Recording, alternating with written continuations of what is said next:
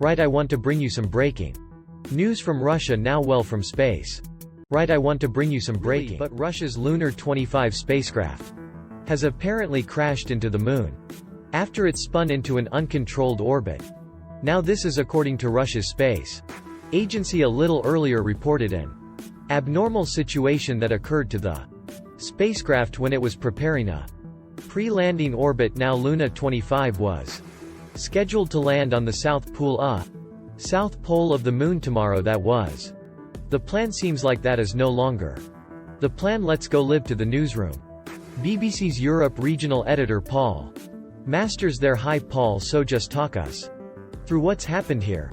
Well, I think first of all it's important to understand what this mission was hoping to achieve. As you said, the idea of the Lunar 25 mission was to land a spacecraft on the south side, the south pole of the moon, and this would have been the first time it had happened. This was important for two reasons. First of all, scientifically it was very interesting. What the Russians were hoping to do is detect ice or water itself on the moon, which would be very important if there was ever to be a permanent moon base. However, this project was also all about prestige, and I think this is why this latest development is so important. Russia launched this space mission in the midst of sanctions and acknowledged it couldn't get some of the technical parts it would normally need for a space mission. They went ahead anyway, and at the time of the launch, there were critics who said, well, they really thought it only had a 50-50 chance of success. Now, if Russia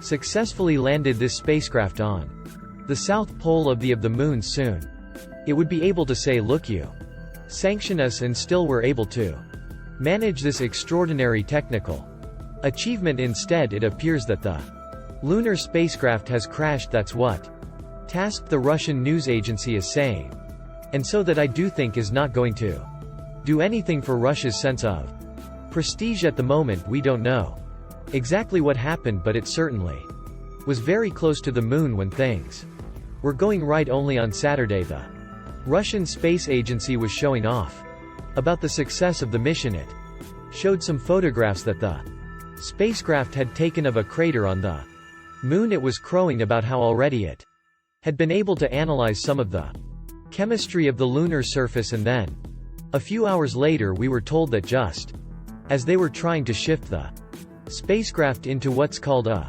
pre-landing orbit, there was some kind of communication problem. And the latest we've heard, the announcement from Roskosmos of the Russian space agency, they said, to put it rather bluntly, they said as a result of a collision with the surface of the moon, the spacecraft no longer exists.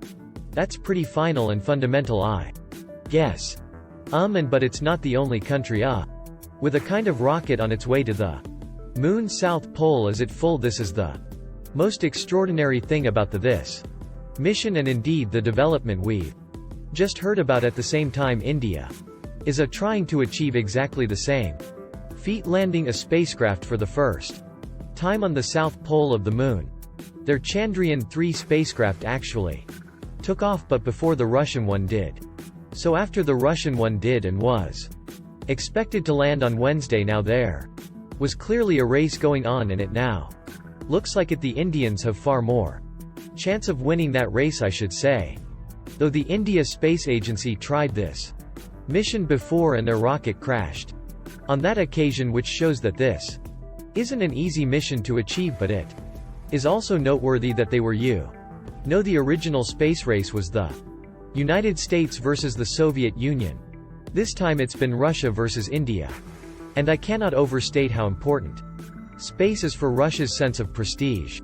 I would argue even more than it was for the United States during the Great Space Race to the Moon, the original space race of the 1960s. I happened to be in Moscow when the space agency announced that they were going to allow the Mir spaceship to crash to Earth, and there was a furious demonstration outside the agency building in Moscow. I had a woman screaming in my ear, if we allow our space station to go down, it is the end of Russia. She was speaking, I think, for many in terms of Russia's sense of its abilities, its prestige, the fact that Russia set the first man into Space Yuri Gagarin. The fact that Russia, people may often don't realize this, actually had the first spacecraft to land on the moon in 1959, an unmanned spacecraft they were desperately hoping to sort of bring back to life that early sense of Russian achievement in space. And so today's news, I think, is a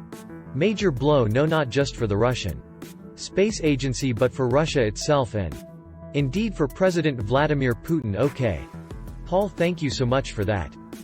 Okay, Paul, thank you so much for that. Okay.